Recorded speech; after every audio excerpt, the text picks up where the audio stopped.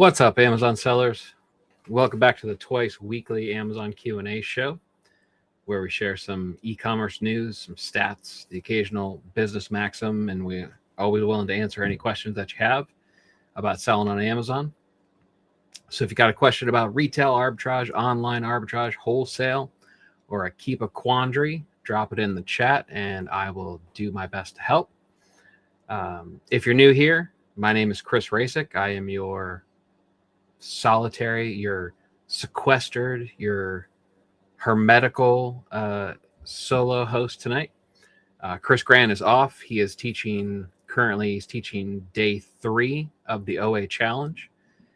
That is his flagship sourcing educational content.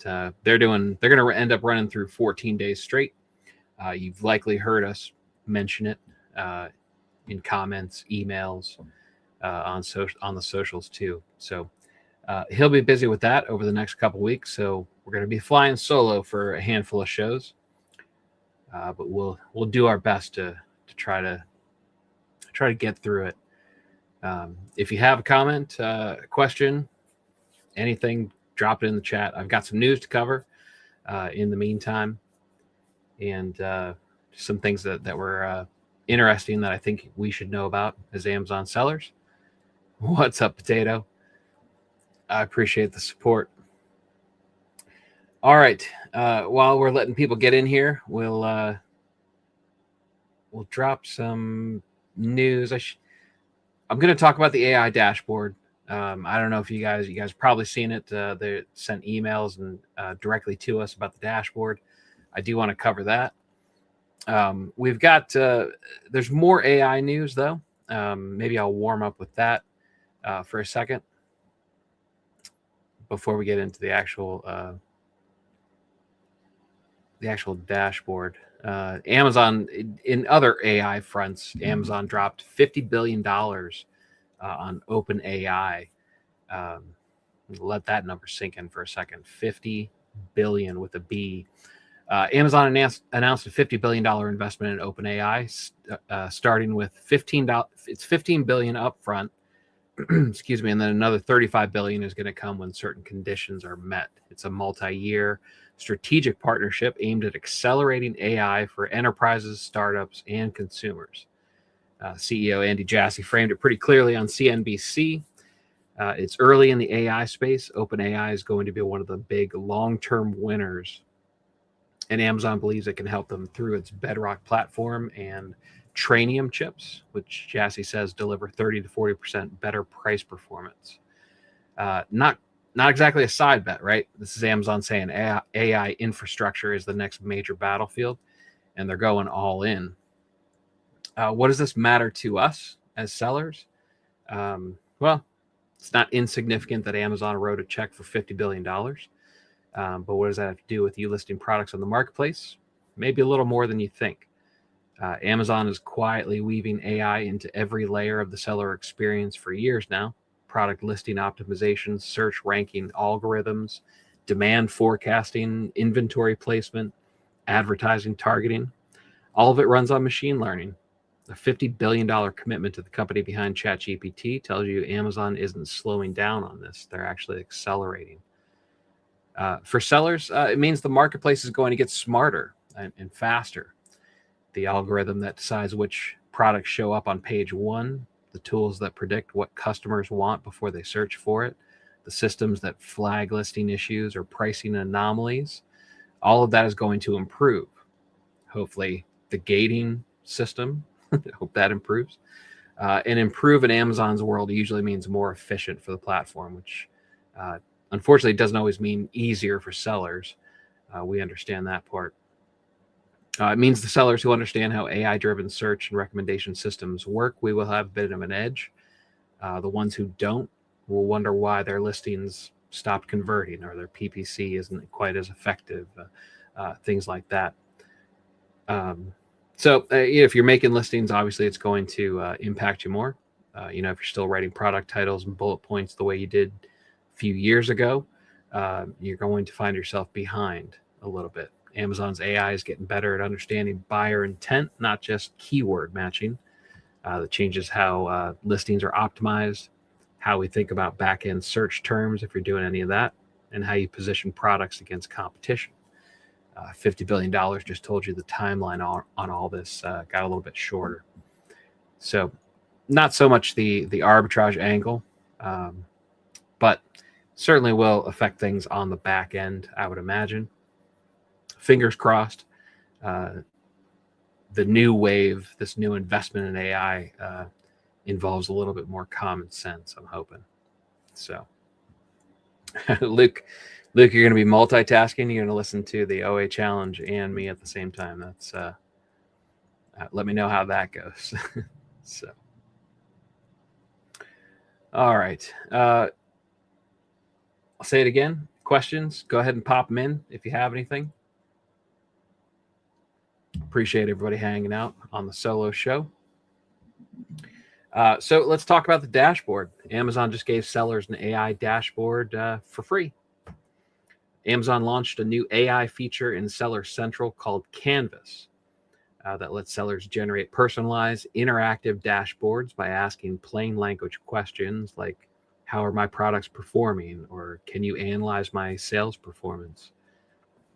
It's not a static report either. The system combines sales trends, customer traffic data, product performance metrics, and recommended next steps into a visual marketplace, or a visual workplace, I should say, that updates dynamically as you follow-up questions and ask follow-up questions. It's built on Amazon Bedrock, runs on models including Amazon Nova and the company they didn't give $50 billion to, Anthropic's Claude. But here's where it gets really interesting. The Canvas can also simulate inventory decisions. Instead of just telling you to restock, it compares different scenarios. Order now, delay the purchase, or discount excess inventory. And then it's going to estimate how each option would affect revenue, cash flow, your stock out risk, and even your storage costs. Same thing for advertising. If you're running PPC, it's going to analyze your spending, impressions, and conversions. Then it'll even propose alternative strategies. And you can adjust parameters, and the system updates projections instantly. Sellers, early word is sellers are trusting the tool already. Amazon says merchants accept recommendations from the seller assistant, the existing one, 90% of the time. And here's the kicker. This is available as of yesterday to the US and UK sellers at no additional cost. The nitty-gritty on how this affects us, Amazon just gave every seller access to what amounts to a personal business analyst. You type a question, you get a dashboard. You ask a follow-up, the dashboard updates. You want to model what happens if you cut ad spend by 20%, redirect it to a product with excess, runs that scenario for you in real time. That 90% acceptance rate on recommendations that Amazon says is the number that should make you sit up a little bit. It means the vast majority of sellers are already following what the AI suggests, which means if you're not using the tools, you're competing against sellers whose pricing, inventory, and advertising decisions are being optimized by Amazon's own AI. It's using Amazon's own information to improve sellers that are using it. It's not exactly a level playing field anymore, right? That's AI doing the work for sellers who are going to show up and actually use it. The inventory simulation feature alone is worth some attention, in my opinion. How many times have you sat there trying to figure out whether to reorder, whether you can trust the Amazon recommendation, whether you should wait, whether you should run a sale and liquidate? That decision usually involves spreadsheet, guesswork, and sometimes even a gut feeling. So now Amazon's modeling those scenarios for you with actual data. You can simulate your different choices before you make them. And it's free, right? Amazon's not charging yet. But let's think about why.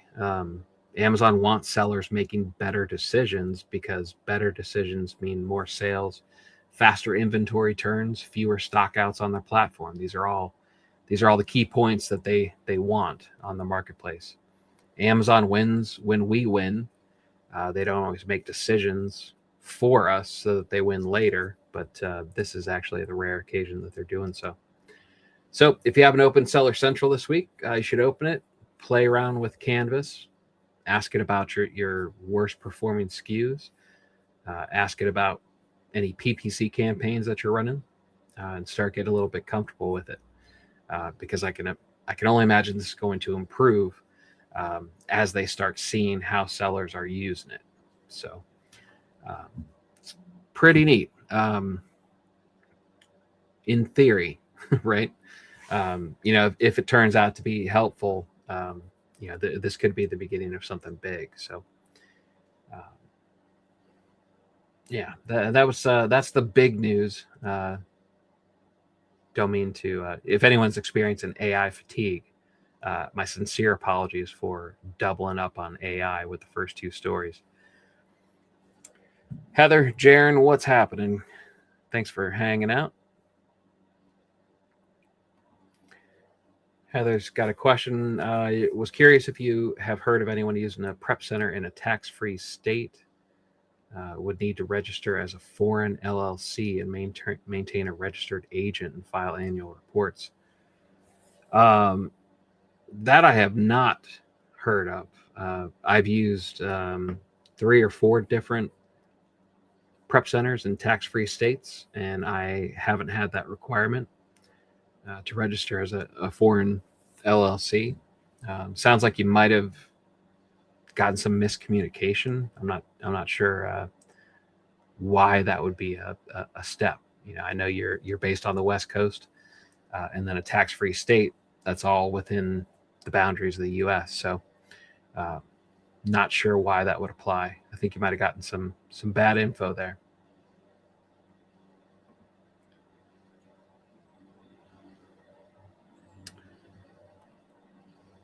Razcom, loving AI, currently building a software for our business. Tell you what, there's you can customize it to suit your own business. You know what, the bar is so low. Once you start playing with it, I've been saying this for a while, trying to encourage people. I know there's a lot of people that if you only listen to the hype behind AI, you could think that you already missed the boat. There's a lot of people. I'm not sure they're telling the truth. A whole lot of people say, "Oh, I've saved dozens of hours per week with AI. I've 10x'd my revenue and all this stuff." If you listen to the interview with Jay-Z, we have the same opinion. We don't believe it's true, right? It's a little bit weird when people are like, "Oh, if you're not using AI, you're behind," and blah blah blah, and then they don't have any real world examples of what they do. It seems like everybody's jumping into Claude Cowork and organizing their desktop, and organizing some folders, which is great. I've done that, right? I've got a very clean desktop now. I've got some new naming conventions in some of my folders. That's not 10x my revenue though, so I think there's a little bit of salesmanship. There's a little bit of hype with AI. However, that said, there's a pretty low bar. The greater point that I'm trying to make is if you spend a weekend, if you haven't done much with AI, if you spend a weekend playing with it, you're gonna be caught up. And I tweeted that recently, and Jay-Z actually jumped in there, and he said, if you spend a weekend, not only will you be caught up, you'll be in the top 10% of AI users. But there's a pretty low bar to things that truly help your business. It's not quite 10x yet. That's coming, I'm sure, eventually. But there are legitimate things you can do to improve your business. It's all about the actual use cases. What can you use it for? Is it going to save you 10 to 20 hours a week yet? No. Is it going to 10x your revenue yet? No. Is it going to save you an hour on a task? Yeah, it absolutely can. Is it going to condense, maybe some replens? Is it going to, we were playing around with it today, and we actually had Claude on Chrome jump into Keepa and had it analyze a Keepa graph and identify the price ranges, the category, seller count, identify some trends, and then it actually went into Keepa Product Finder and entered parameters to try to search for products that would match the Keepa graph. So essentially I was trying to train it and have it look for increasing buy box, decreasing seller count, certain category, certain percentage of a certain category, some velocity tweaks here and there. And it actually went into KPF and entered some numbers in and set up a search. So saves a little bit of time. It's not hours and hours, but it does save a little bit of time, and it may kind of bring back some information that you didn't think of. May help identify some patterns or some settings that can fine tune your Keepa Product Finder searches, and eventually lead to more profit. So yeah, it's a bit overhyped, sure, but a certain amount of the hype is warranted. You can do some really cool stuff with it. So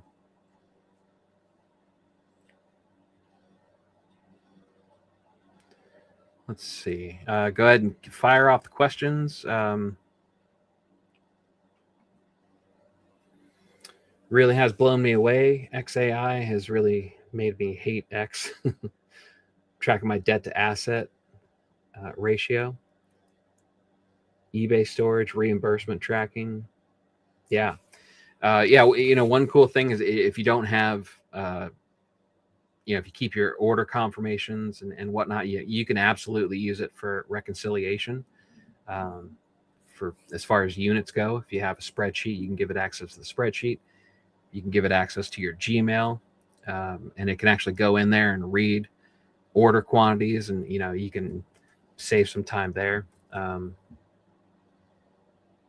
Especially cowork, giving it access to some of the information. That is, it's really impressive. Not 10x impressive, but it is impressive. I'm not gonna try the name. I will pronounce it wrong, so I'm not going to try. I apologize. If we give another bank statement and the card of charge method is changed, so does it affect or not? I'm not sure what you're asking there. If you could rephrase that, I could try to help you out. I don't know if that's an ungating. I don't know whether that's an ungating question, or whether you're trying to fight an inauthentic claim or something like that. So give me a little bit of background, and I could try to help you. Haven't dug into code very much. Just playing with cowork as of right now, which they say cowork is just, they say code built cowork in just a matter of days. That's primarily what I've been messing with. And in a nutshell, they're saying cowork is essentially code with a nicer UI. So, but haven't actually, not used to that terminal view. So I stick with cowork so far. So, all right. How was February for you? It was very slow. I dumped a lot of dead stock. Sometimes it's necessary. February was pretty strong. Surprised. I don't know if I kind of like tempered expectations for the shorter month, but it was actually pretty good. And from a sourcing perspective, it was surprisingly good. There's sprinkled in a couple sales here and there, but it was. I thought I thought buy costs would get a little bit more difficult to find the profitable buy costs throughout February outside of the sale windows, Valentine's Day, President's Day, but stayed pretty steady. There's been a lot of, amazingly, there isn't fatigue. At least the stores are acting like there isn't fatigue with customers as far as discounts go, and a couple site-wide sales and whatnot. So yeah, sourcing has been going good. So I imagine momentum from February is going to continue in through March. All right, we'll get another piece of news. I will get back to the questions and comments. Keep them coming. Got some information. They're going to talk about tariffs a little bit. We don't quite mention them every single show like we were with the vague threats of tariffs and whatnot. We're actually starting to get some information now on the consumer side as far as behavioral economics, maybe that angle to it. There's a new OmniSend survey that found that nearly 70% of shoppers say tariffs have influenced their buying decisions, with many shifting towards American-made products. About 57.5% of consumers report making a conscious effort to buy more U.S.-made products, and roughly a quarter are actively avoiding international sellers. Does get a little bit more interesting. Even though consumers say they're adjusting, support for tariffs has actually grown. This report says it jumped from 34% to 46% year over year. And yet 56% of respondents still believe consumers are the ones ultimately paying the price through higher costs at checkout. But not to get politics, I'm not going to stress the political side of it. We want to talk more about the retail effect of it. Walmart reported that general merchandise inflation rose above 3%. That's up from 1.7% the prior quarter. And here's the kicker for anyone expecting relief after the Supreme Court struck down the tariffs last month. Goldman Sachs analysts said they wouldn't expect companies to lower prices nearly as fast as they raised them. Color me shocked, right? Prices are sticky on the way up, and that's just kind of a fact that we have to deal with. What does this matter to us as Amazon sellers? Well, potentially a few things. First, consumers are becoming more intentional buyers. They're comparing more, impulse buying less, and they're gravitating towards domestic products and value channels. That's a bit of a shift in how they spend their money, not whether they spend their money. It's just a shift in how. For arbitrage sellers, that could change the game a little bit. Products with clear U.S.-made positioning or strong value perception are going to move differently than they did 18 months ago. Even though we're the arbitrage seller, there's a mentality shift in the consumer mind, right? We know that Amazon.com is Amazon.com. It doesn't matter where the arbitrage seller or the third-party seller gets the product from. By the time it reaches the .com marketplace, there's no tariffs and it's being fulfilled from within the U.S. But that doesn't mean the mentality of the consumer isn't going to still factor in there. As far as sourcing costs, it's not getting any simpler anytime soon. Even with that Supreme Court ruling, retailers have already baked in higher costs into their pricing, and certainly not going to rush to roll those back. That means clearance liquidation opportunities to watch for. Those are going to be shaped by retailers trying to protect their margins and not pass savings along. But we can watch for retailers who overcorrect on pricing and now need to move some inventory. That's where the deals are going to show up. Also, about 36% of consumers say they'll still buy internationally if the price is low enough. That tells us that price still wins even when there's a gap in fulfillment. So for sellers sourcing products where domestic alternatives are weak or overpriced, there is still a lane. The consumer isn't, they're not ideological about this. The consumer is still practical. And honestly, it sounds a bit like how I source, the consumer mentality. I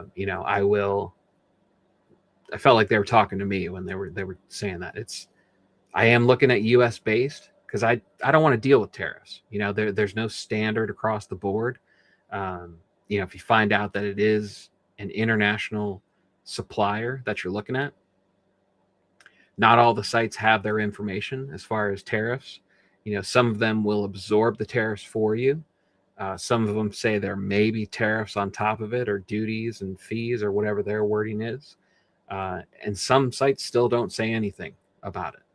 Some sites even stop shipping to the U.S. completely. So it can be difficult. It can be a bit unpredictable, which is scary when you're trying to nail down as low a buy cost as possible. But I've paid some tariffs. If the price is right, and the buy cost is where I need to be, even in factoring in the tariffs, if I can get a clear report of what the number is going to be, I pull the trigger still. So it's interesting. My sourcing methods are kind of running parallel with the information that this study came back with about the behavioral shifts.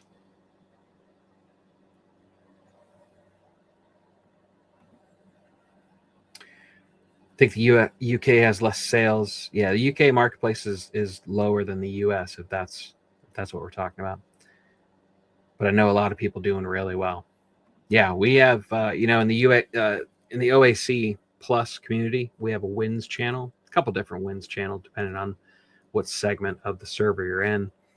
But yeah, there are some people setting some new personal records and breaking through some levels that they haven't seen before. So maybe, just maybe, this is a bit of proof that competition's easing. We mentioned it numerous times, the flow of new sellers onto Amazon, the flow of new third-party sellers, I should say, that's declining. It's the lowest pace in quite some time. But seems show after show we keep reporting numbers from Amazon about the marketplace growing. They continue to throw up positive, crooked numbers as far as growth on the platform. So that's an opportunity, right? Less competition, but more money being spent on the marketplace. I can't imagine a better scenario.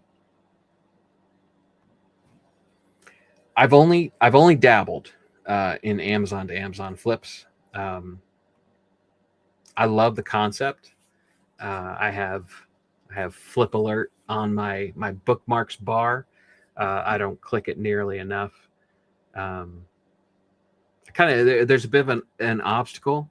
At this point, my Amazon to Amazon flips are kind of just naturally through sourcing, right? I look at hundreds upon hundreds of products every single day, just because I have to and because I want to. Between my own inventory for my store, my leads list, the Q1 group that we're currently running, that's going to finish up this month, actually. I have to source a lot. It's just the business that I've built myself. And just kind of organically, as I'm looking through stuff, every once in a while you'll see something that has A to A potential, and I'll either set a tracking alert or, log into my business account and I'll make a quick purchase here and there. But it's not a big percentage of my business. However, I would like it to be a bigger percentage. Kind of have a bit of a sticking point in my head. I feel like I don't have the bandwidth to, become proficient in Amazon flips, but great concept. The theory behind it is fantastic in my mind. So.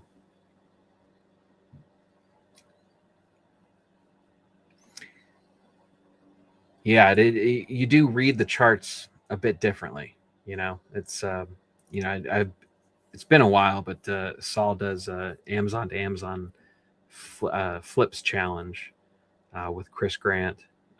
He's done that twice now, I believe.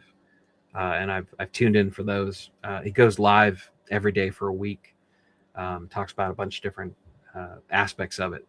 He talks about when it finally clicks for you, and I get jealous when he talks about when it clicks, because I would love for it to make more sense. But I'm gonna have to go through the replay. Once I decide that I am going to move towards a closer or a higher level of some sort of mastery of it. I'm going to sit down and go through the replays of the 808 challenge and figure it out at some point. All right, another piece of news. Little off Amazon platform. We're going to talk a little bit of eBay. eBay's cutting 800 jobs, and they're going to take that savings and they're going to flip it and make a bet on resale. The 800 roles that they cut, that's roughly 6% of its workforce. And normally when you hear layoffs, you think trouble, right? But this one's it's got a little bit of nuance to this. eBay actually beat expectations last quarter. Q4 revenue rose 15% year over year to $3 billion, which is a much bigger number than I expected out of eBay. GMV climbed 10% to $21.2 billion, and net income hit $648 million. For the full year, revenue was up 8% to $11.1 billion, and GMV rose 7% to nearly $80 billion. So the layoffs it's not distress. It's a company kind of restructuring, circling the wagons, and refocusing a bit. While the numbers are good, which is a little bit different from what we normally hear. So where's the money going? It's going to go towards resale. eBay just recently acquired UK-based Depop earlier this month. They spent $1.2 billion buying that company. They picked up Norwegian resale platform Ties, I believe you say it, last September. And they also signed a multi-year deal with Condé Nast. That's the parent company of Vogue, among others. And that was to become their official pre-loved partner, air quotes. CEO Jamie Iannone, I think, is how that's the stab I'll take on that. Jamie told analysts the company is doubling down on consumer-to-consumer sales in used or refurbished goods. And that makes sense when you look at where the growth is in their earnings reports. Fashion alone generated over $10 billion in eBay GMV globally last year.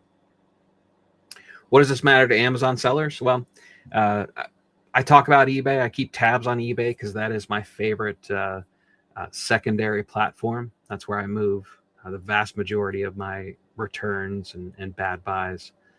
But this we need to pay attention that eBay isn't just trimming the fat, right? They're making a strategic bet that the future of their platform is in pre-owned consumer-to-consumer and resale categories.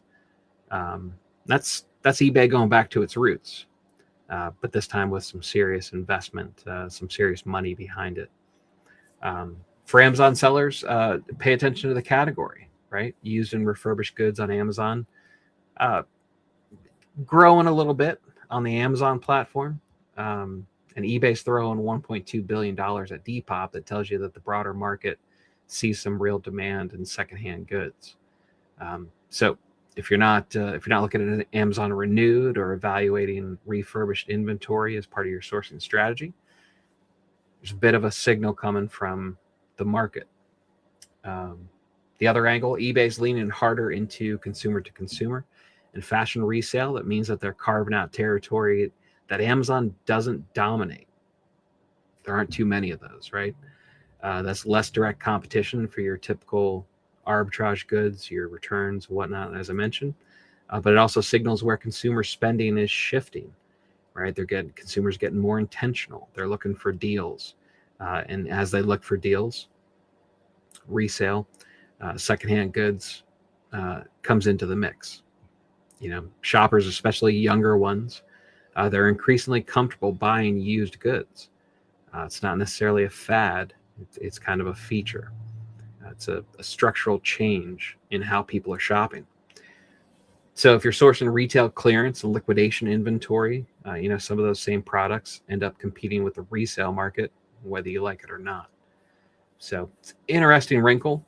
It's always good to diversify. We've talked plenty of times in multiple contexts. Um, the platform risk is real. So the wider your base, the better off you are in case something bad happens. So.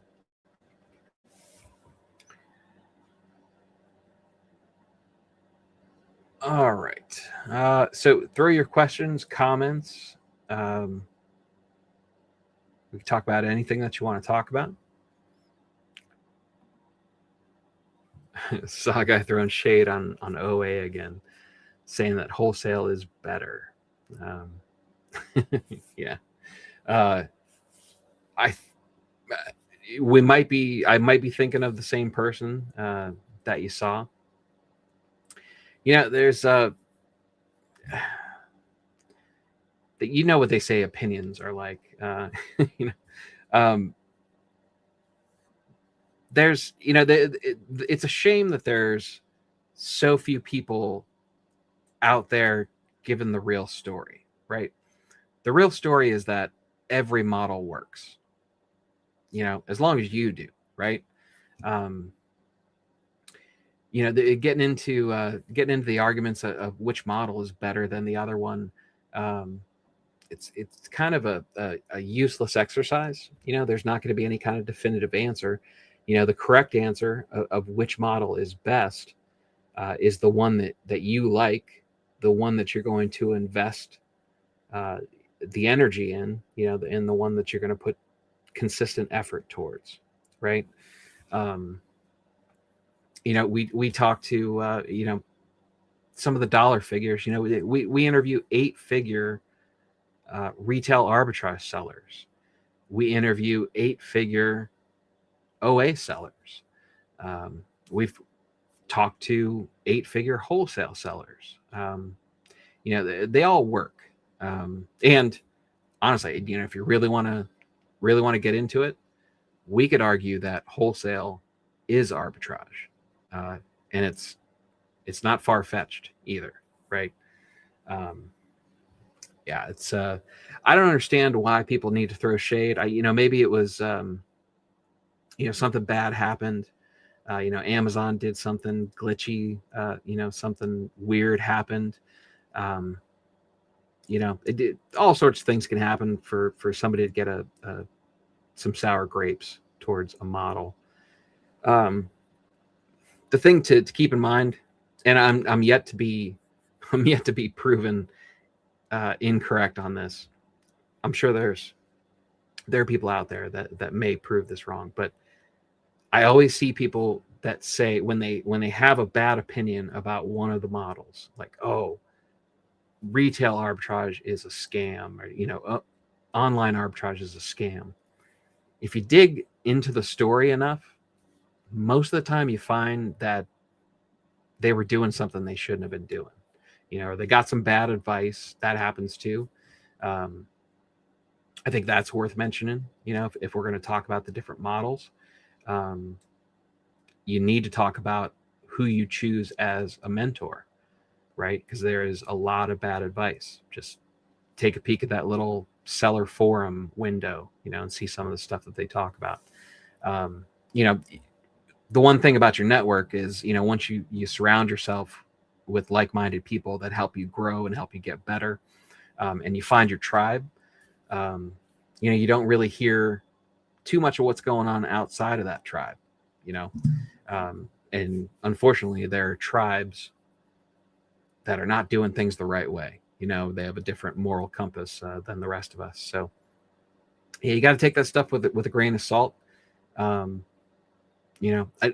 never met anybody that has an allegiance towards one so much so that they talk bad about the other models that had a noble motive behind it, right?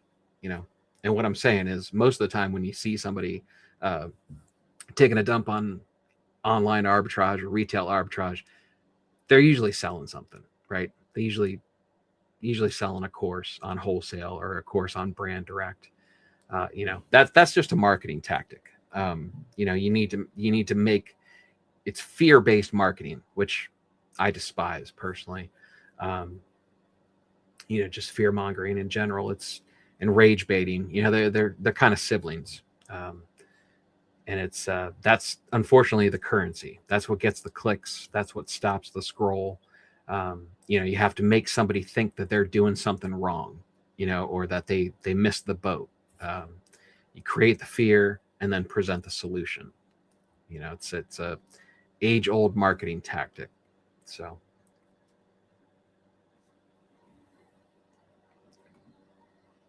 right, two things can be true at the same time. Crazy concept. That's it's not something that we're not supposed to say that part out loud, right?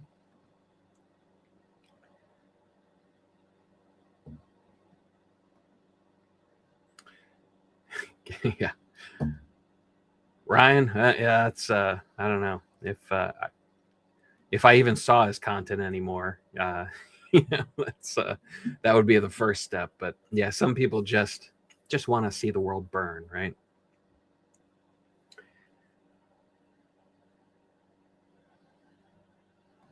Yeah, Rascom. That's what. Uh, Excellent point. A lot of the deals I'm buying, I'm never going to get it at that price from a wholesaler. Exactly. There's plenty of times, and wholesalers will. I've heard wholesalers say this. There's certain products that they can't beat the arbitrage cost when you factor in discount gift cards, you factor in cashback sites, you factor in credit card points, which I understand those can apply to wholesale as well. But we have certain tools and methods and tactics that we can throw in there.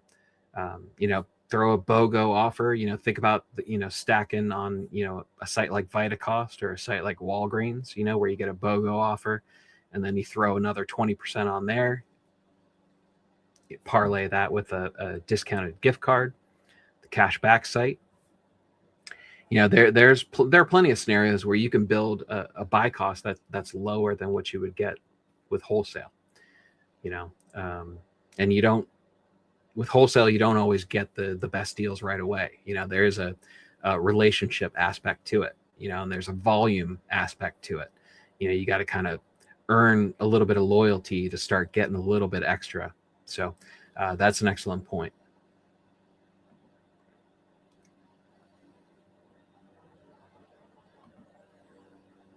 Right. Yeah. Don't be throwing margin in here. We talk ROI and units, right?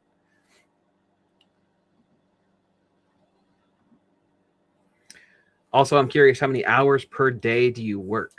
Um, did my wife tell you to ask that question?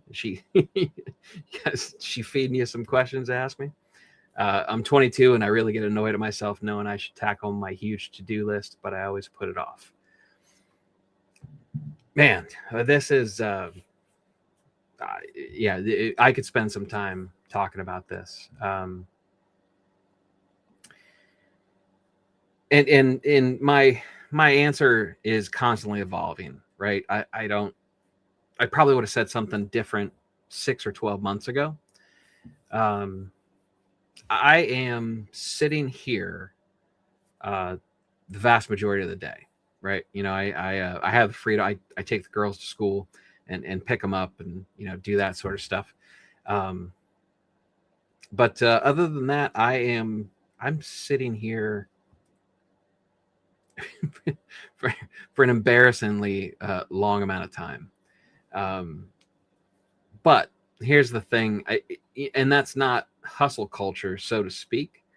There's a lot that I like about hustle culture.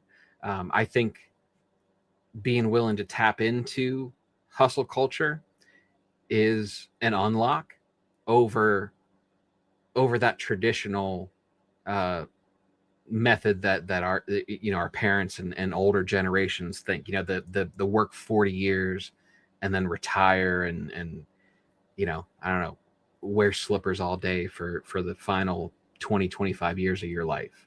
The standard that we kind of grew up thinking how adult life was. You adopt hustle culture, and you're kind of kicking that tradition to the curb a little bit. You go, and you know what? It doesn't have to be like that, right? I've talked about it on podcasts before.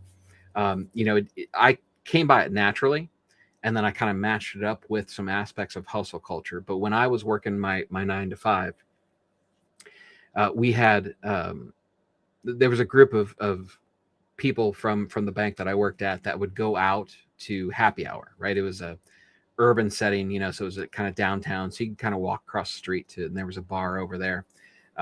They had happy hour specials and stuff, and some people would go multiple days, but Wednesday they used to call it the staff meeting, right? They'd meet at 5 o'clock at the bar for happy hour, and the bar would have free hors d'oeuvres and stuff, and it was a good time. But I didn't go to it too often, and a couple of my close friends, they would have staff meetings multiple times per week. But the way I thought about it was, they're at the bar and you get a couple drinks in you, and you're going to start making some decisions that may be regrettable the next morning, both when the alarm clock hits and when you check your bank account, right? It's easy to spend a little bit too much. It's easy to drink a little bit too much. It's easy to just decide to get dinner at the bar. Pretty easy to rack up a bill that might surprise you a little bit at the end of the night, right? You could easily drop 50, $100 if you catch a good time, right? Instead, in my mind, I was like, okay, so I can stay home.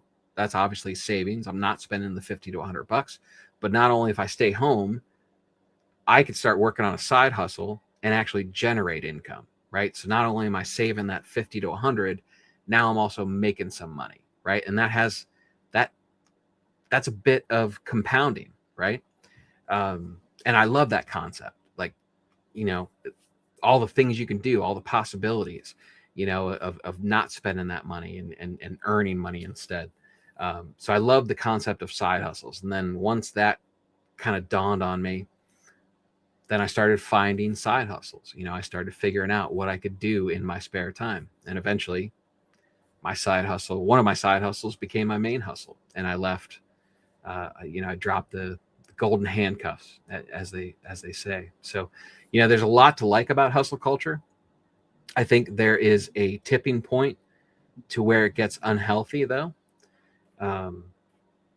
And that may seem a bit hypocritical, when I just earlier said that I sit here most of my days. But there's something to be said about enjoying what you do. Like, I truly enjoy business. I talk about it. There have been holiday get-togethers with family where even my mother at one point is like, is everything business with you? And she was sick of me, talking about ROI when it comes to family matters and stuff. But here's the thing. If you want to be good at something, if you want to be great at something, you need to be absorbed by it to some degree, and the line that I give to my family members who think I talk business a bit too much is, Tiger Woods, right? Do you think he talked about golf a lot, even when he wasn't on the course and even when he wasn't beating balls at the range? Tiger Woods is going to talk about golf a lot. Roger Federer, I'm guessing he talked about tennis quite a bit, right? The greats, they're going to talk about it because that's what they want to do. That's what their life, that's what's important to them. That's what their passion is. So you have to genuinely enjoy what you're doing if you want to be really, really good at it. And in my mind, there are worse things to do than to be absorbed by business and entrepreneurship and making money in general, right? Um, However, uh, as far as like you get annoyed at yourself knowing that you should tackle your huge to-do list. Um, To-do lists, when they get too big, are actually counterproductive, right? So you're actually, if you put too much on your to-do list, you're working against yourself because you're actually creating negative emotions when you don't get through it, right? So then from there, you have to either keep the same to-do list or you move the things that you didn't do into the next day, right? So now you feel like you're behind, and it's easy to kind of get down on yourself because you feel like you're not being productive. When in reality, if you had 20 things on your to-do list, you got 10 of them done, most of the time that's probably a pretty good day. You shouldn't feel bad about that. You simply got too aggressive with your list making. You didn't fail at productivity. You put too much on your plate, right? So I am a big fan of smaller to-do lists. I don't put anything more than probably like 3 to 5 items on my to-do list. And then once I'm done with those, then I can go do other things, right? But mentally, I've done what I needed to do, and you can prioritize that. You can strategically make your to-do lists and make sure you're focusing on the most important tasks. Like I love the theory of basically just making it top priority list. I think Daniel Pink talks about this, and he says make your to-do list,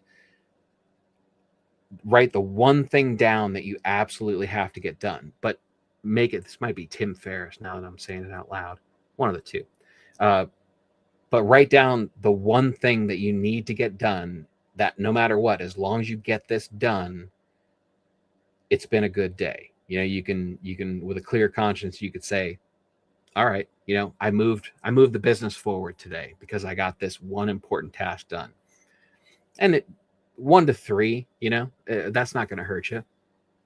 But then mentally, so you can start giving yourself permission to clock out at that point, or you can keep working, and now you're overachieving, right? So you're shifting that. You're still probably going to get the same 10 things done, but you're going to feel a lot better about it when you make tomorrow's list and you put your top 3 priorities, maybe put some bonus things on there, something manageable.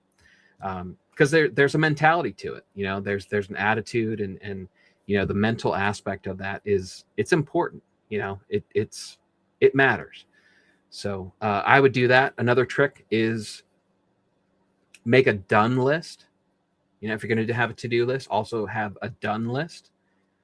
And as you get things done, instead of or in addition to crossing them off your to-do list, put them on your done list, so that at the end of the day, you have a list of all the things that you did.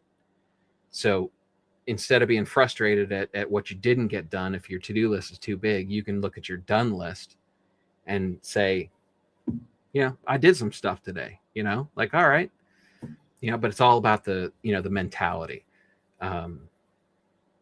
Yeah, dude, like you got to put a ceiling on hustle culture, because it's, you don't want to burn out, and you don't want to tax yourself mentally when it's really not necessary. It's great to be aggressive. It's great to be hungry.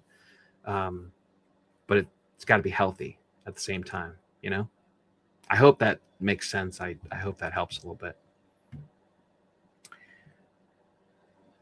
So let's see what, yeah.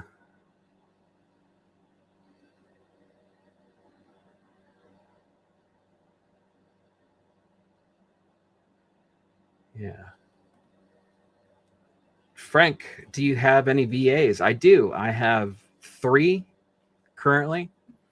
And I might have just gotten a message on a potential 4th one. Yeah, my longest running one, I think we've crossed 2 years together. with my longest tenured VA. Second longest tenure. One is a little over 2 years. The other one's about a year and a half now. And then I hired the third one last fall. Still kind of feeling that out. There's some performance improvements that I need to get serious about the training. But yeah, I'm also looking at bringing on a fourth one.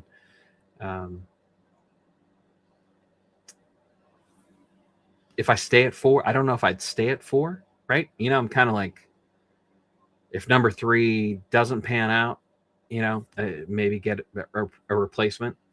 But yeah, so somewhere in that 3 to 4 range. I've been at 3 for, since last fall though. So yeah, I love business. Can't stop working. I can't stop talking about it. It's annoying because it's hard to talk to others who don't understand. Absolutely. That's why networking is so important. I won't make this a pitch for the BOAC plus community, or maybe I will. I don't know. We'll see. But yeah, working for yourself. I can do everything from my little office here, and it's the least people-y job that I have had ever. That's, if you're an introvert, that's great. If you're looking for peers and you're looking to have a conversation or vent or, just simply talk about what you do, it's kind of a bad thing. It's a lonely business. And that's the isolation of this is going to, I would imagine, would probably accelerate the symptoms of burnout. Because you can't really flush what you need to flush to anybody. So Chris and I on the podcast, it's been years now that we've talked about the power of networking and the benefit of networking. Masterminds, I'm a huge fan of masterminds, and it takes a little bit of, you got to open up, and you have to be a little bit uncomfortable, like introducing yourself, and you got to open yourself up and get a little people-y, even if it's in an online chat. But it's invaluable, just to be able to talk to people. I love, the Discord group that Chris has, that he brought back. I was so happy when he announced it. It's been probably about 9 months. We're probably coming close to about 9 months now here soon. And what's great about it is that it's sellers of all different experience levels, which you might not think so. Your knee-jerk reaction would be like, oh, if I'm doing $50,000 months, why do I want to talk to somebody who's struggling to get to 10,000 for the first time? Well, they do have some value because they have a fresh perspective. They have that new seller hunger, which is probably long gone away for you. It's a fresh set of eyes. It's a perspective of, if you've been in it for a long time, somebody's just starting, that perspective it's valuable because it is different, right? You kind of want to blow things off, if you've been in the game for a while and or think that they're overreacting, new sellers, when they talk about how hard it is with gatings and not being able to sell too many brands. But if you look at it objectively, you can do that by talking to them. It's harder, it's the barrier to entry is more difficult, if you've been in the game. Like I entered the space about 6 years ago, and then drafted on the tail of the pandemic to kind of thrust me into this full time. So got a little lucky as far as that goes. So, but they have a new perspective, and they're doing things now that you did probably years ago, and they may have some insight, and And then the benefits of talking to somebody who's absolutely crushing it, that's the obvious one. There's clear benefits to that. So, hey Jeff, do you automatically discard a lead if it has the frequently returned badge? I do not. In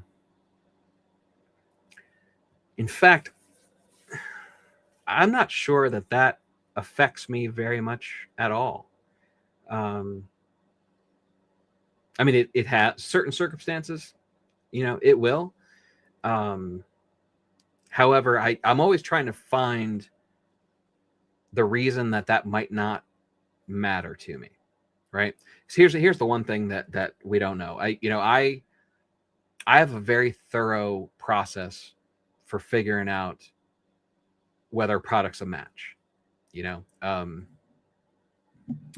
At least I think it is.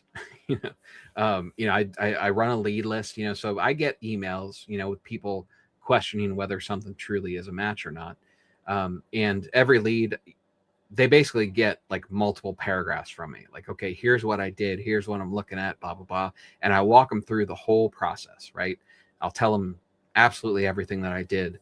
I'll give them a confidence score, and I get a lot of replies like, oh, wow. Like I didn't even think of that, or I didn't realize this, so it leads me to believe my process is pretty thorough as far as matching it up. And then similar to like when you find a supplier that has a bad Trustpilot score, right? Certain, they're 1.8 rank scores or stores that I don't even care, because if I look at the Trustpilot and they're ranked 1.8 and it's red, bad, just score alone, the supplier apparently stinks, right? But you open up the Trustpilot and they've got hundreds or thousands of reviews, and then you start reading them and it's just customer service stuff. I don't care about that. I know what Karen's like, like I know some of the reviews, that these Karens and what's the male Karen? Did we decide on that? Is it a Chad or is that, I don't know.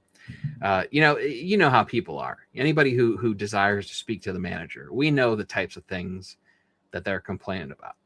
And most of the time, their complaints don't apply to me buying inventory from my Amazon store. If they're slow on refunds, I don't care. That's not going to factor into my decision on whether I'm going to, buy from this store or not. If anything, the fact that they have hundreds or thousands of reviews is the positive reinforcement that, okay, this store's big enough. It's a big enough operation. That's actually positive evidence moving me towards saying yes to the store as opposed to the 1.8 ranking, So, but I bring that up. It's basically the same concept with the frequently returned badge, right? One thing, customers can return stuff based on other sellers not being as diligent as I was. If something is most likely a 3-pack, right? And it's profitable as a 3-pack, very profitable as a 1-pack, and my VAs thought it was a 1-pack, but I take a look at it and I was like, this isn't too bad considering what I can buy it for as a 3-pack. I'm still in, even though it's 3 units instead of just 1. There are sellers who aren't paying attention and they're just licking their chops thinking it's a 1-unit listing. They're going to send it to the customer. The customer's going to get angry. They're going to return it. They're going to leave bad feedback. That doesn't affect the customers buying my 3-packs. I'll give them exactly what they think they're getting. So that's a case where that ASIN may get the frequently returned badge, but it doesn't matter to me, if I'm selling the correct item, and there's a whole lot of weird, think about replacement parts, right? Think about, like appliance, little pieces, OEM parts, and think about the sellers that don't understand how that stuff works. Basically all the silly little mistakes that my VAs make on their spreadsheets, that's other sellers are doing the exact same thing. It's not crazy that they made this mistake. It just takes a level of understanding of what you're looking at, and maybe doing a little bit extra research to figure out if that part is a true GE part or whether it's somebody else that took the same model number because it's compatible, and then it's half the price of the true GE replacement part. Those are incidents, where my product's fine, the other sellers aren't, and their products are getting returned. So, yeah, I don't really, doesn't really bother me too much, to be honest.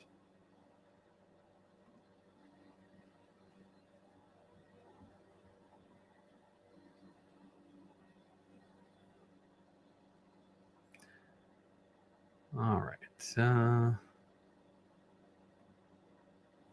Hey, John, I'm having to get extremely good at time management with a full-time job. I have to fit this in when I have time. Absolutely. And I tell you what, John, that is a very big bonus that you have over a lot of other sellers. Um, I think my opinion has always been that selling on Amazon is probably the greatest part-time job ever. When I was in my 20s, I thought delivering pizzas was the greatest part-time job because you get a good wage and cash tips, and it's solid part-time job. Then I started selling on Amazon, and I was like, well, this is way better. But here's the thing: I have always thought that the best path to become an Amazon seller is to start part-time with a full-time job, right? And there's multiple reasons why. Number one, you have, assuming you're not doing it out of like desperation, like, oh, the full-time job isn't cutting it, I'm going to lose my house, or something like that. Like that's a bit of a different scenario. But if your full-time job covers your nut, and then you're just kind of exploring, starting out ways to make extra money, and then, ooh, this could really be a thing. This could eventually, I could see this replacing my full-time job, and then kind of, walking it up the ladder that way. Starting off the full-time job, you have a safety net, right? So, and assuming that you're not putting money into your Amazon business, that if worst case scenario happens, would hurt you financially. You want to make sure, treat it almost like gambling money. Only play with what you can afford to lose under worst case scenario, right? So assuming that's the situation, your full-time job is going to cover your bills and all of your obligations on a monthly basis.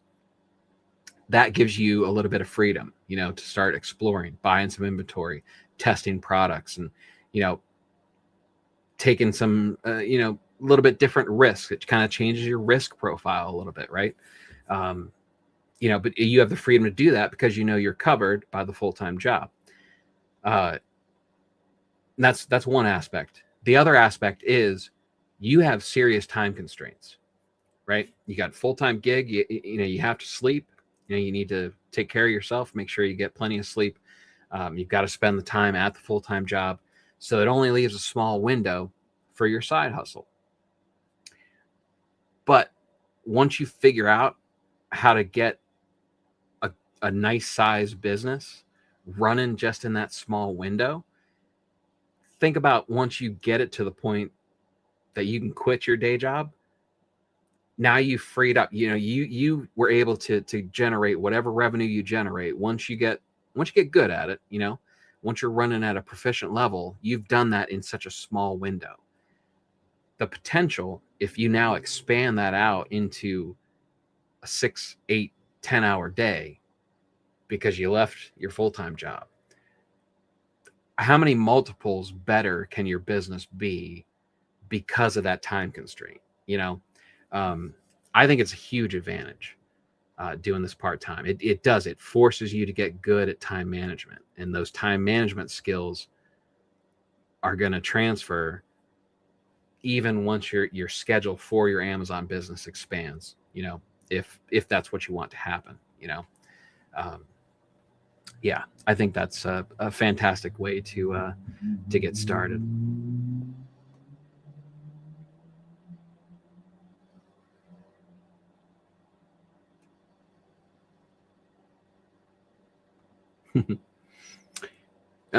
Well, you know what, Raz?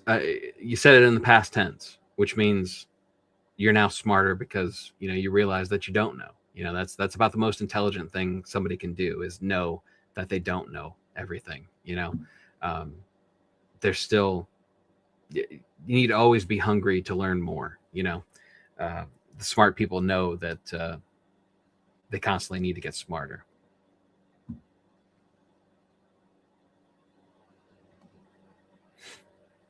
I wouldn't still be selling on Amazon if not for community. Yeah, that's hugely beneficial. Find your tribe. That sounds woo woo, but it's such good advice.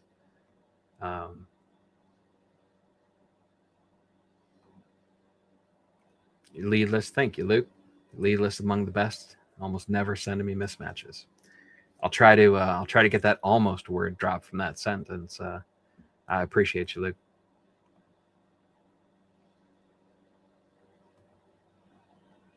Man, you guys are pitching for me. You guys, my marketing team is here apparently. I appreciate you guys. Heather OE leads 24/7. I built my business from your leads list. I absolutely love the way you source. Leads are always fire. Thank you so much. There are, I might as well say it now. There are openings available on, I believe, both of my lists. There's two. They're weekend only. If you haven't heard me talk about this before, I thought it was a nice little niche to just do weekends, because I didn't want to work that hard. Number one, doing a Monday through Friday list sounded exhausting, and I'm a lazy guy. But so I started weekends, and I thought, like, how cool is that? You could, you have your Monday through Friday list, and then I kind of had an empty feeling. I hated Friday afternoons. Once I went through my lists that were delivered that day on Friday, when I was new, I didn't trust my own abilities. I didn't trust my own skill level, and I didn't like the prospect of being on my own until Monday came around and I got more leads. So I was like, you know what, a weekend list, I bet that would be helpful for people. That's what I would want as a seller, which a lot of the decisions that I make, as far as like helping the community and stuff, I try to look through it from a lens of what would I want. So I built a weekend list. It's designed to complement your Monday through Friday, so you can now get fresh leads 7 days a week between two, if you have a Monday through Friday. You can make that 7 days a week, or it works as a good part-time list, or a low-cost list. So OA leads 247.com if anybody's interested.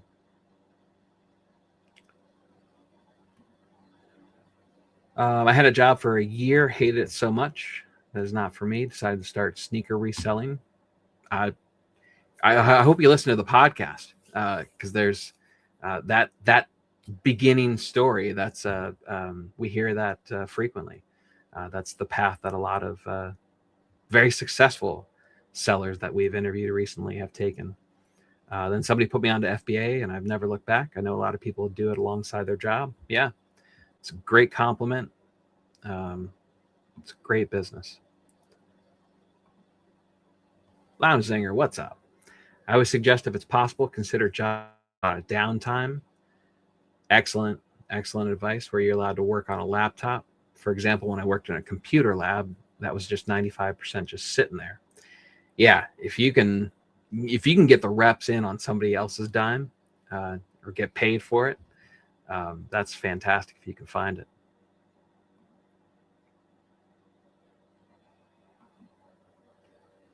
I had a week off last week, and I 5x my spending in like 2 days.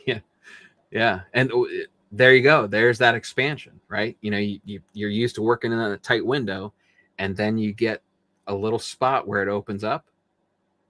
Yeah, and it multiplies.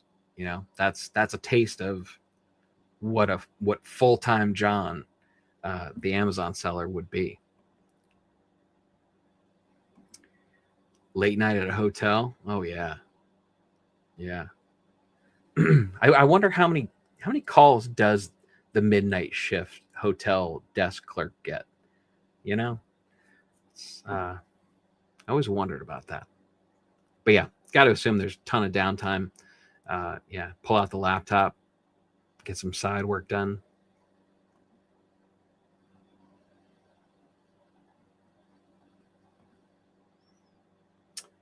What about outsourcing to agencies in countries like Pakistan? Outsourcing what in particular? I'm not sure. I'm not sure I understand the question. I'm sorry.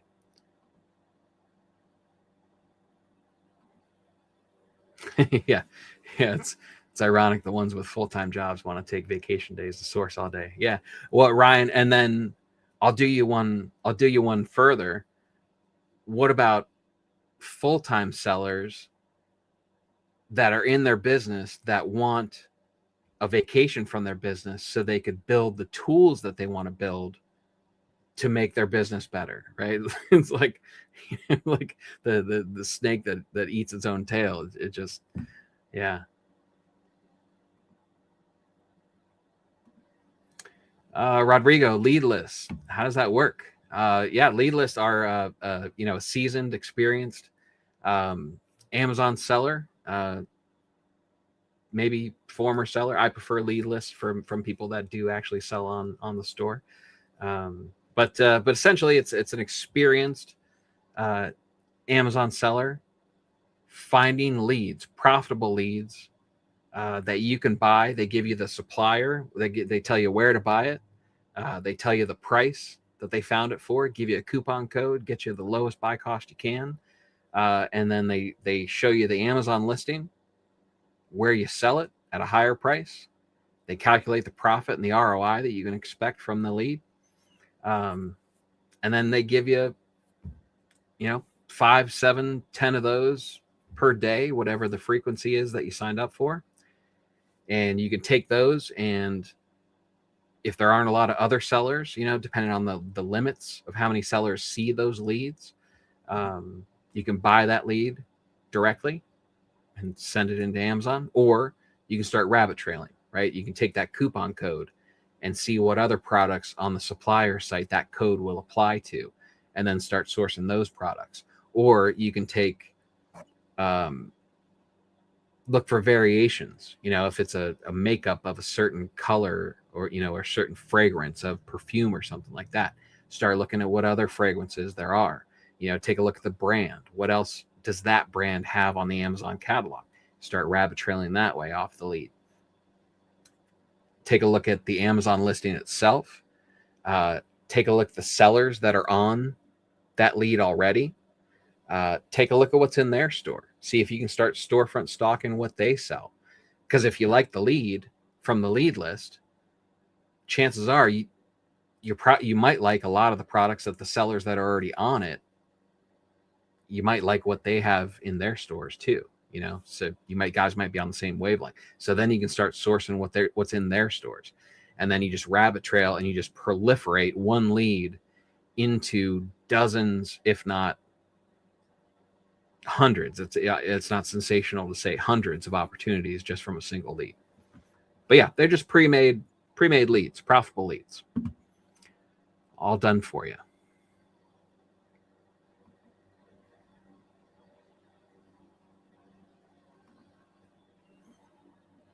What are 3 factors you look into while choosing a niche? This sounds like more private label. I'm doing arbitrage. The marketing angle is done for me. That part is complete, and all that work was done already, right? I'm just looking at arbitrage opportunities, corporate marketing budgets, and R&D departments. They've done all that stuff for me on their dime. I've got proven products. I've verified on Amazon that they're selling. I know there's demand for it. So from there, all I'm doing is finding the ones that I can buy at a lower cost and sell higher on Amazon, you know? So as far as that goes, I am, as Chris would say, and this is the best way to say it, I am category and product agnostic. I don't care what I sell. I'll sell anything. All I need to do is be approved to sell it, and it's in the running if I can find it profitably, you know? So I feel bad. People, you want to get an eye roll is when one of my buddies say, "Oh, you're selling on Amazon. How's that going?" You know, and then they eventually get to the question of, "Well, what do you sell?" It's like, you talk about a question that I cannot answer, like anything, you know. And then they kind of roll. They're like, "Okay," they think I'm gatekeeping some information. It's like, no, it just doesn't matter. You know, I'm looking at different parts of the puzzle, you know, like what the product is way, way down the list of what's important.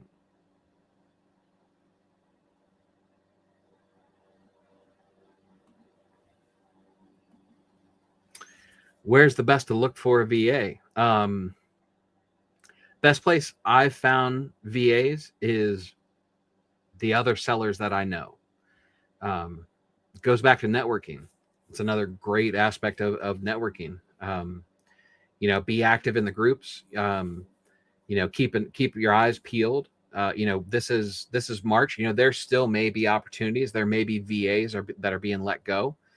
You know, there might have been some temporary or, you know, part-time VAs that were hired for Q4 specifically, or, you know, Q4, and then, you know, just get me through the end of the return period for Q4. You know, so January 31st, you know, as soon as February rolls around, there may be a bunch of sellers that have more people than they need now. Hopefully those sellers let their VAs know that it was only a temporary position, because can't say it enough. Be respectful to these VAs. They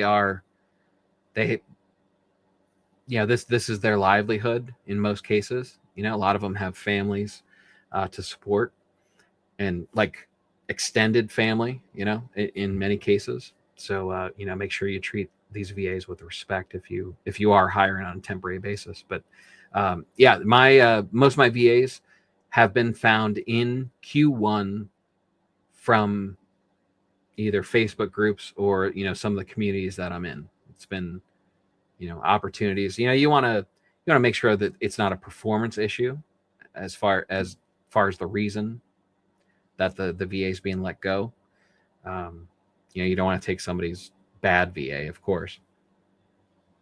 Might be tough to get the seller getting rid of the VA to admit that. I get that, you know, but so you do want to interview. But yeah, that's the best place to find VAs.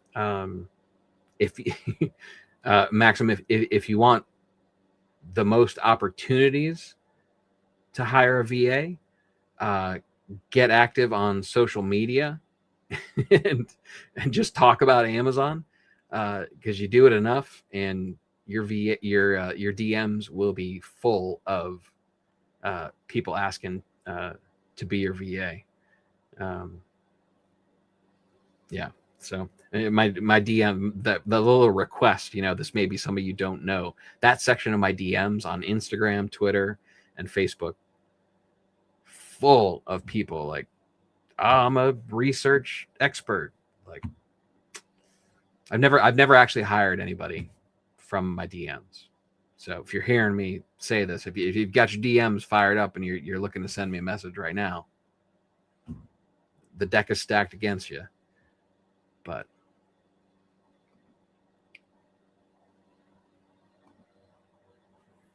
Lounge Zinger, appreciate it. Endorsing the leads list. Put it this way, it's extremely easy to profit over the monthly cost.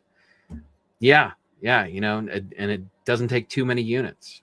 You know, it does not take a whole lot of effort to get a positive ROI from a lead list. Most of them, at least. There's some really expensive ones, but Do I do brand direct wholesale? I do not. I am 100% arbitrage. Currently 100% online arbitrage, although I do need to carve out some time to do some retail arbitrage because I am very bullish on retail arbitrage over the next year, couple years. I think you're going to see a real big renaissance as far as that goes. But no, I don't do brand direct or wholesale. Just don't have the bandwidth for it right now. Between calling and networking and the relationship building, doesn't interest me right now. I know that that's time and energy that I could put towards making more money at what I'm better at, which is finding deals and finding inventory via arbitrage.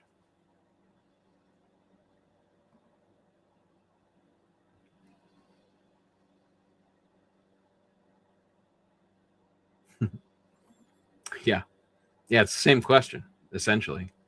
What does Walmart sell?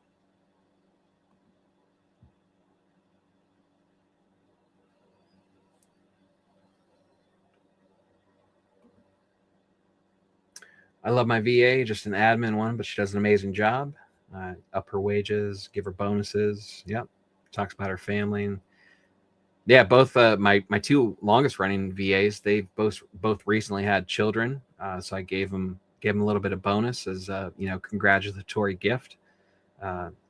Happy fatherhood gifts. Yeah, treat them. It doesn't take much, I mean, I send an extra, $50, $100. I think I gave them each $100 for their kids, for the birth of their children. Goes a long way.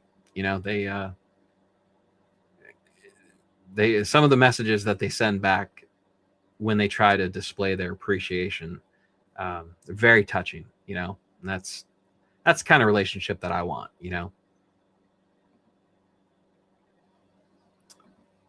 Quick question from an arbitrage perspective. When scaling OA, do you think it's better to double down on a few highly reliable suppliers or retailers, or constantly expand to new sources to avoid saturation and price drops? Well, see, here's the thing. It's I think it's somewhere in the middle. I think it's a bit of both. The true correct answer to this question. Because on the one side, there's something to be said about finding a supplier or a retailer that you can double down on, right? That's not an easy task all the time. You find stuff, you find these sources, suppliers that limit you to 5 units of any product, and then so you put your order of 5 in. Then the question becomes, okay, when can I place another order? Can I do it right away? Can I do 5 more immediately afterwards? Sometimes you can, sometimes you can't. Sometimes you'll have to wait until you get a shipping confirmation, right? And it's like, okay, those first 5 shipped, now I'll do 5 more. Then you got to wait until that ships, and you can only build higher quantities that way. And then you'll find a site that lets you buy 50 at a time. It's like, okay, and you want to mark that down. And obviously you want to pay attention to that store. You want to make sure you get as much inventory from that store as you can. But you have to keep in mind, you don't want to put too big of a concentration on one store. So you also always want to be finding new stores. It's just the nature of the game. Like if you find somebody that you can get big quantities from, I think you have to work from the thinking that eventually a bunch of other sellers will find out what you found out. That seems to be true in a lot of cases, right? So it's going to be beneficial to line up other suppliers as well, have backups, spread it out. You're essentially diversifying your supply chain by finding more stores, but when you find new stores and new suppliers, you want to figure out what you're dealing with. You want to order from them like, okay, this is good so far. I can do this. Let's push it a little bit more. Okay, I can do this now. You need to know what your parameters are when you operate with them. So I think it's somewhere in the middle of both. I hope that doesn't sound like a cop-out, but I think that's the correct answer.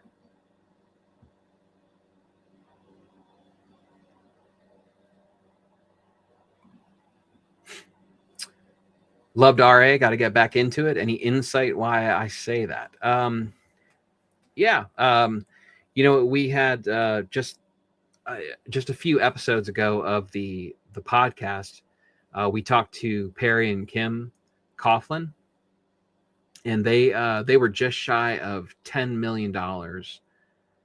And the vast majority of that was retail arbitrage. They have a network of shoppers.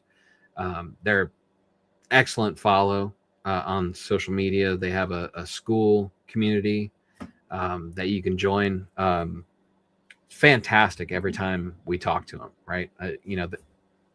Jealous of how well they run their business, to be honest with you. And so here's my theory on why, because so you have the landscape of Amazon, right? There are fewer new sellers, right? That pace is leveling off, right? So you've got a slower flow of new sellers coming onto the platform.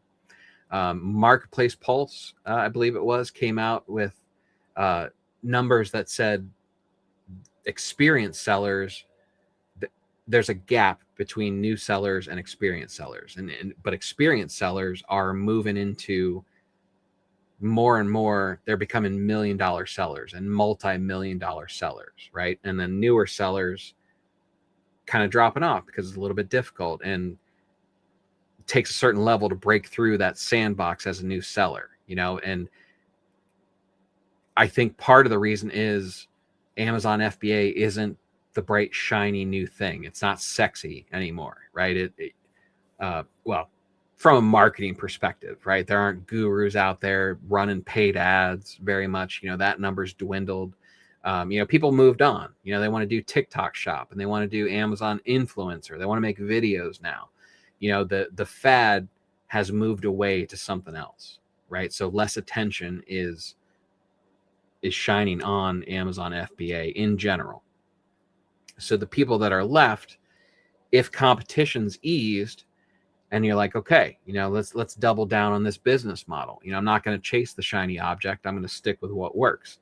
I think most people are going to move to OA, right? I think that kind of keeps people in the OA model, like, okay, I can just sit here and order products and then move on to other things or run different parts of my business or do something else entirely, right?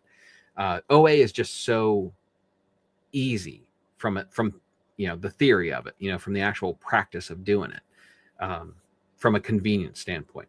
So I think with the people sticking it out, so I think RA is going to be one that a lot of sellers are like, yeah, I don't really want to go out to the stores anymore, and I can make just as much money with online arbitrage, especially if there's less competition and whatnot. I think the people are going to gravitate towards the easier path or what they perceive as the easier path. So I think it leaves opportunities in store for the people that can actually carve some time out for those RA trips, or have the time to at least hire and train a shopper to go out and do that stuff for you.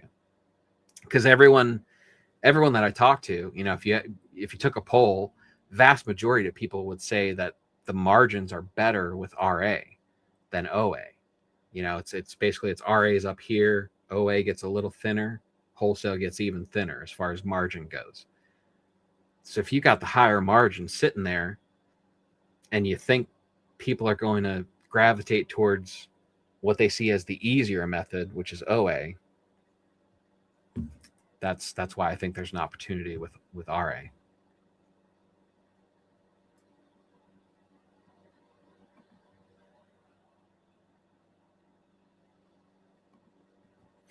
Potato, is there a course on training your VA? I don't know of any training.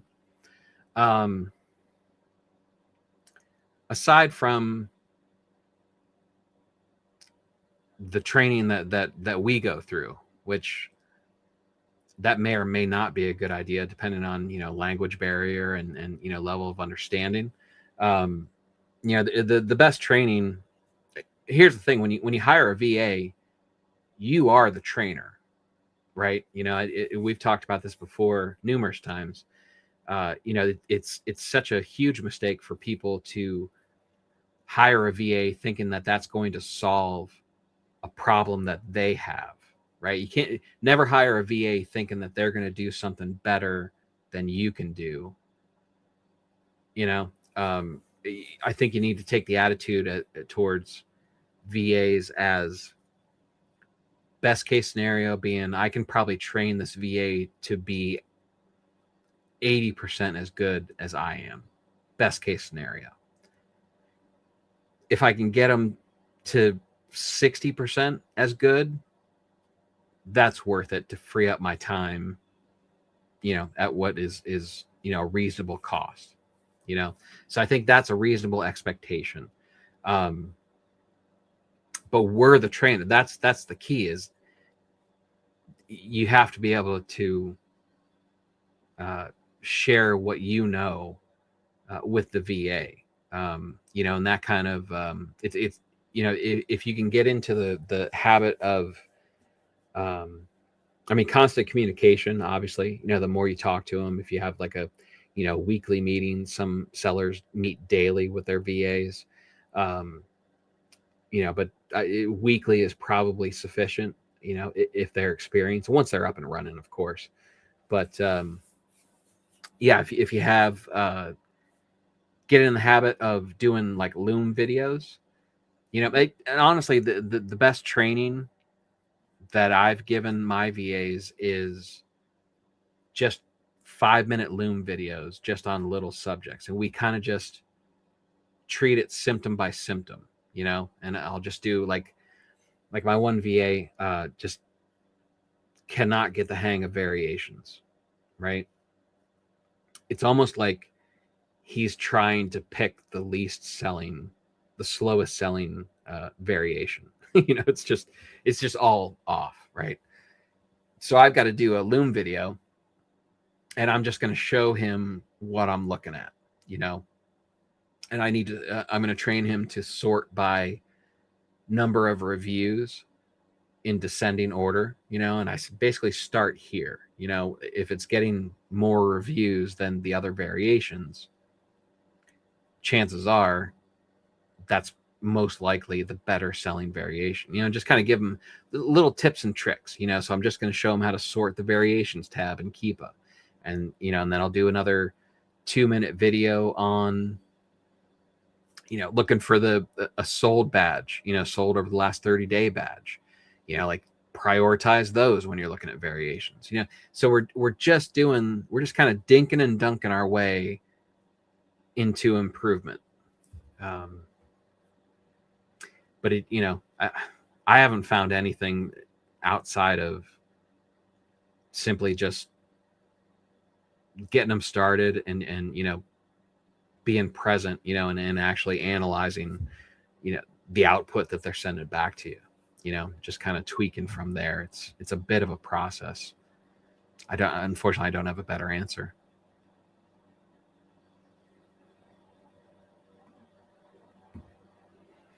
Lounge Zinger feels the same way. The hits I used to find from RA are all by far my best ever. Literally $3 clearance that sold for $300.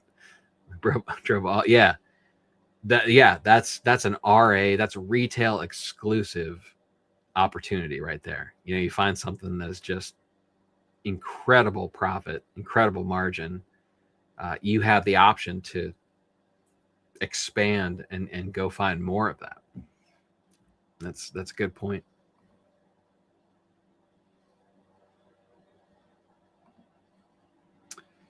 What's your best sourcing methods in OA? So from a broad perspective, if we zoom out in general, reverse sourcing is my favorite. I am 99% reverse sourcing. And when I say reverse sourcing, I'm not talking about storefront stocking specifically. That's a method of reverse sourcing. But when I say reverse sourcing, I just mean in general, starting with the Amazon catalog and then finding it out in retail, moving in that direction, starting going from Amazon to retail instead of, I guess the opposite would be forward sourcing, where you go to the supplier website, like if you're going through a sale or something like that, and then trying to find it on Amazon. That's the other direction. I prefer starting on the Amazon catalog because I like being able to dictate to a certain degree, to a large degree, dictating the velocity of the product, dictating the competition that I'm willing to go up against. I can kind of fine tune how it looks on the catalog, where my inventory is going to end up, and then try to find it at a profitable product. Because I have a lot of different ways. If I can find it, I've got a ton of different coupon sites, and that give me the non-obvious coupons. It's not just the boilerplate coupon codes that everybody else is finding. I've got several discount gift card sites that I can use. I've got methods to bring that buy cost down. So I'd rather fine tune Amazon, get in the general area on the retail side, and then chip away at the buy cost that way, and then source it in that direction.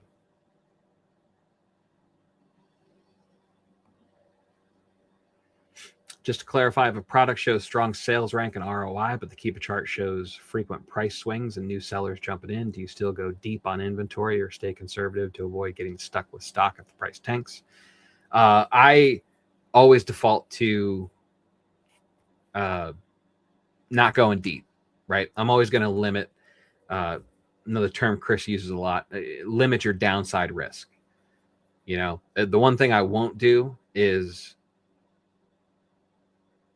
expose myself to risk based on too much inventory, right? And part of that is my own fault, because I am not very good at following through on my test buys. I will buy something, just 5-10 units to try to test something, and I'll throw myself under the bus. Plenty of times I never go back to it. I don't actually calculate how long it took to sell it, because I've moved on to other inventory, right? Because like I said earlier, I source products all the time, so I have opportunities. So I'm not upset that it's like, oh, I'm not taking advantage of replenishable items. It's I have plenty of other opportunities that way. So I think they kind of just get lost, lost in the wake as I'm moving forward. So and I'm just not good at it, right? So that 5 or 10 that I buy as a test, most of the time it ends up just being the inventory that I bought. And then the numbers are the numbers, right? But 10, worst case scenario on 10 units, 20 at the most, it's not too bad, right? Nothing major is going to hurt too bad under worst case scenario. Another thing I'm curious about, when you're evaluating an OA deal, what's the one metric or signal that instantly tells you it's worth buying deeper into? Something most beginners usually overlook.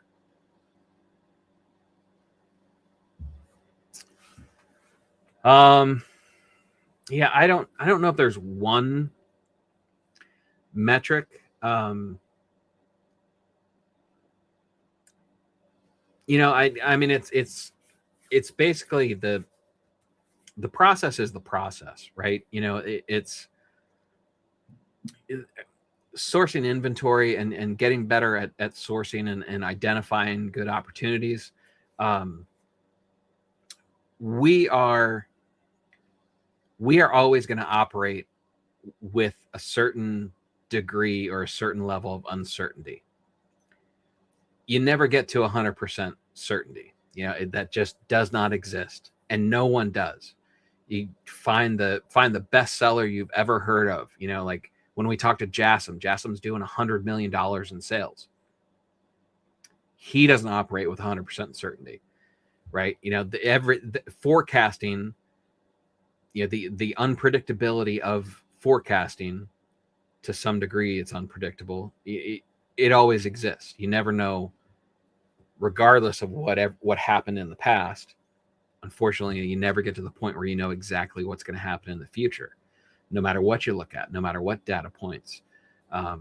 There's no light bulb. Well, there's no major light bulb that goes off with sourcing. You'll have little light bulbs. It's like, okay, like this indicates that, or I've had good success with this, but it's not necessarily a light bulb that I could tell you as I sit here, something to look for. It basically just, the reps always need to be put in, and that's where the experience is. I wish I could give you, something more concrete. But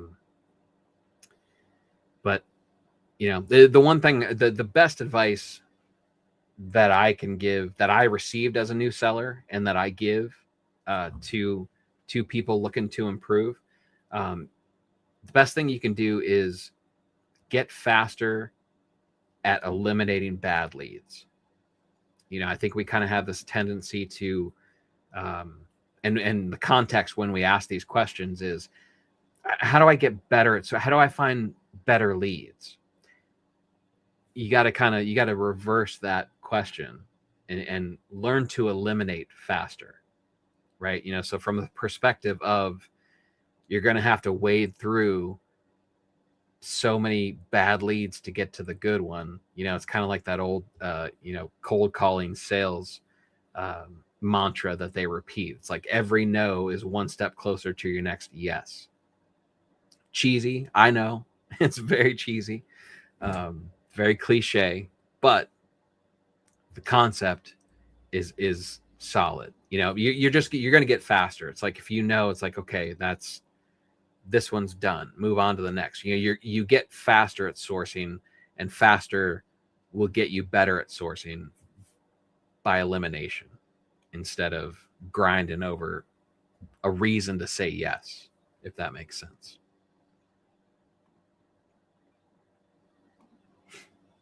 Random question came to mind. Why are there sometimes items that are obviously moving, long history, etc., but show no sales rank on Keepa? So there are reasons that Amazon has to remove sales rank. It could be a matter of, the Amazon bots found it at other retailers at a lower price. And Amazon doesn't like the price that it's selling on their marketplace, their own marketplace, very much. So they could drop it out there. It could be an issue of an orphan listing. Maybe it may have been a variation of something else. There may be something wrong on the back end with the listing that Amazon doesn't like. They'll shut down the sales rank. And then it may just be, it may be the case that the Amazon marketplace is just so big, it's very, very difficult to manage, and there may be a glitch somewhere, and sales rank just shut off, or some AI trigger went off when it shouldn't have, or just kind of, sales price spike. Maybe somebody was pushing a price up or something like that, and it was like, okay, not only are we suppressing the buy box, we're not going to rank this anymore. and then it never went back in. So, yeah, I don't think it's anything, substantial, from a, philosophy standpoint, from Amazon's catalog and what they're looking to do. I think it's most of the time probably a little bit glitchy, or at least not necessarily relevant to what we're looking for, and and what we need to do as third-party sellers.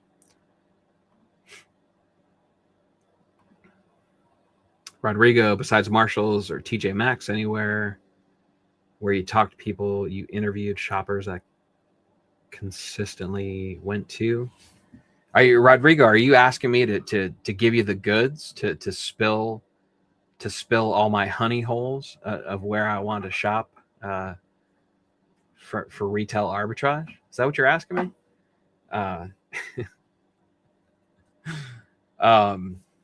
Yeah. I mean, I'm not going to give you a list of stores, that I go to, or that I would go to, or that I know other people go to. Yeah. I mean, there's opportunities everywhere. Show me a store that doesn't have a clearance section. You know what I mean?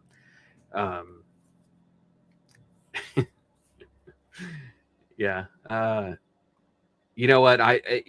Look at, here's my cop out for you, Rodrigo.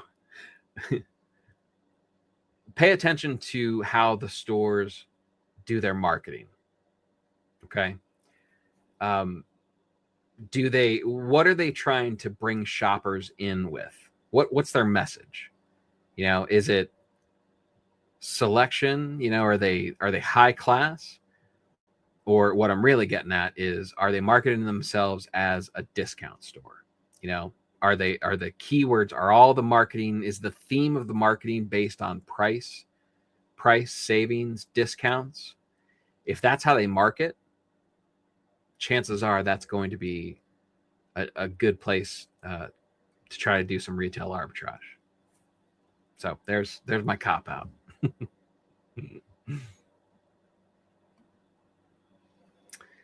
Lounzinger, have you ever used software, maybe tactical arbitrage, to show you items that look like good reverse sourcing prospects, like spiking price, seller count, dipping?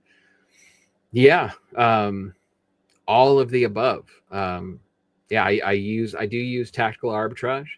In fact, two of my VAs, essentially almost 100% of their job is to review tactical arbitrage scans. I've got a rotation of different methods of pulling big lists of ASINs that I feed into tactical arbitrage, and then the reverse search of tactical arbitrage specifically.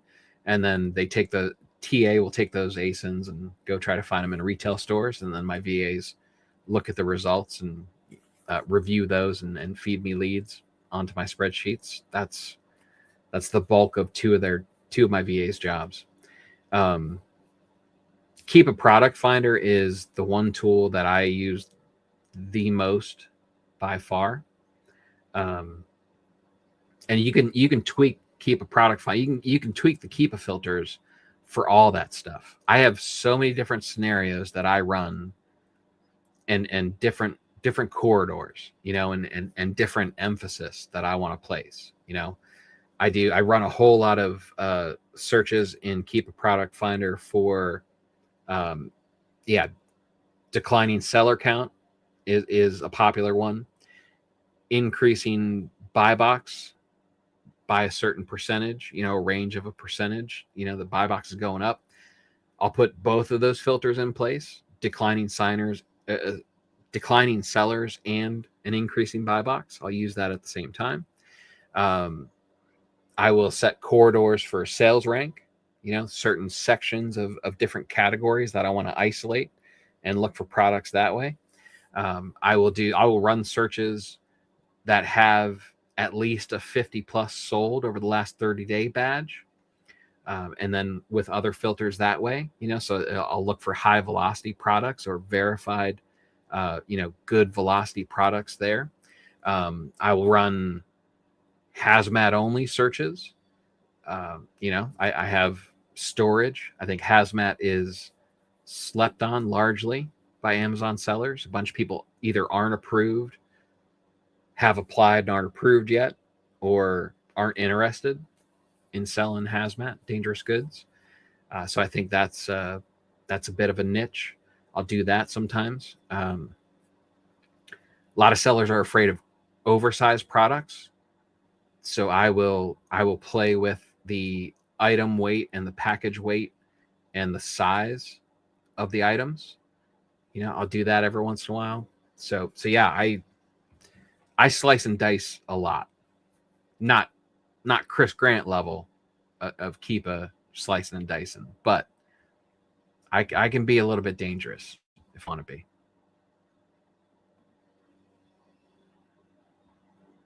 Yeah, Keepa, TA. Yep.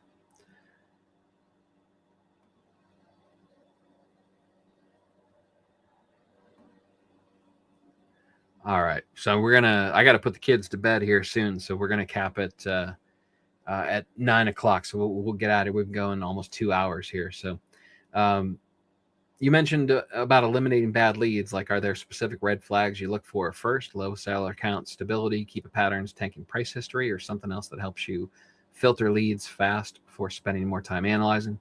Yeah. Let's say the main ones that go through, if there's any kind of indication of um, IP issues, any kind of account health. If you look on the Keepa graph and the seller count has a dramatic vertical drop in seller count, or if you have a tool like IP Alert, like I do, and that's lit up, I'll eliminate it immediately. If there's any risk to my account health, is not worth it, right? If I look and see if there's a product and the brand is the only seller on it, and I go back through the whole history and it's only ever been the brand itself selling it, I'm not interested. Um, I'm not interested in finding out if they're going to push me off of it by filing, counterfeits without test buys and inauthentic claims and all that stuff. Again, account health issues are never worth it, in my opinion. Just how I roll. Um, Sales rank. There's certain ways that the sales rank looks. If it's a slow seller, I'm not interested in hanging on to inventory for an extended period of time and dabbling with long-term storage. That eats into the potential profit. So there's certain slow-moving items that I'm not looking for.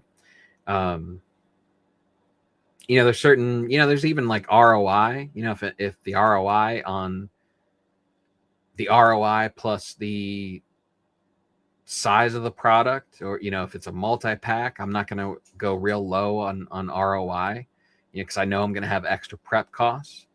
That's a quick elimination for me. There's certain sellers, like Front Row Group. I'll mention them. If they're on a listing, I will not be on the listing because they have a law firm on retainer that will make life very difficult. Again, that's account health, not risking it, Yeah. So yeah, there's just a handful, a lot of this is just kind of just goes through my head. There's a lot of, in my head, I'm processing a lot of different things as I look through it, and you get there eventually. It's repetition again. Just put the reps in, and you get really quick at this eventually. So, but yeah, those are certain things that just off the top of my head, go kick it out right away. Do you do searches for 0 current seller items? Realized recently I don't look for those enough, and they're quite frequently great. Yeah, that's, I don't. However, I do like that opportunity a lot. Bringing stuff back in stock when I was doing RA, I did that a lot. I would look at stuff because I had a couple closeout stores that weren't Ollie's. You know, they weren't quite as national as Ollie's was. I had a couple discount stores that were 3 or 6 locations just around the section of Ohio where I am, and they would arrange to buy closeouts from other local stores. Like they would buy from Sam's Club. They'd buy their closeouts and stuff, and they had a regional feed for their inventory. So and that created some unique opportunities. And then I'm more than just Sam's Club, you know. They would get stuff. They get weird stuff. Like the thing I bought the most of. I think I bought like 100 cans of. It was some kind of chili dog sauce. It was like coney sauce. You know, it was like chili with no beans for, you know, specifically I designed to go on top of hot dogs. And it was some like Toledo based company that was famous. I think it was in the sitcom MASH. I think Klinger might have mentioned it in the episode when he used to talk about back home in Toledo. And for some reason, this store, Toledo, I'm 3 hours away from Toledo, so it's not like it's a local. I mean, kind of local, but it's not like down the street kind of thing. But somehow they got this stash of these cans of coney sauce, and I ended up buying at least 100 of them because they were 2-packs and 3-packs and 4-packs, and a bunch of those were out of stock. So I went on Keepa and I looked at, you know, what the historical prices were, and then, but I could charge a premium because it was, you know, it was good profit when it stayed in steady stock. But then once it's stocked out, you know, my theory was I can charge a bit of a premium because people are going to be like, oh, it's back. You know, I can get this coney sauce again. You know, that's going to add a little bit of a premium to it, I would think, right? So, but yeah, they just found some really weird stuff and stuff that had been discontinued. You know, a lot of times like these closeout stores, they'll find stashes of stuff, you know, even though all the retailers are out, you know, their shelves are bare. You know, warehouses and distribution centers also have to clear out inventory too, you know. But think about it, if a retailer knows that the product's discontinued, they're not interested in the distribution center in the pallet that they have. You know, they want to move, you know, depending on the store, they may want that shelf space reserved for something that their customers are going to be able to get on a repeating basis. You know, they want to serve their customers. And, you know, while having discontinued stock is valuable to a certain niche, it may not be in the best interest of the retail store. So you may have warehouses that have this stuff that need these closeout stores to buy it at a discount just to free up their warehouse space for stuff that isn't discontinued, you know. So it's weird how that supply chain works, but it's also opportunity. So, all right, got through the questions a little bit after 9, ran over 2 hours. I think I was afraid I was running out of material around the 20 or 30 minute mark. Once I started that third news piece, I was like, uh-oh, this might be a short show. But you guys hung out, you guys came through, and thanks for hanging out. I appreciate it. I will be back on Sunday, 7:00, and let's do this all over again. What do you say?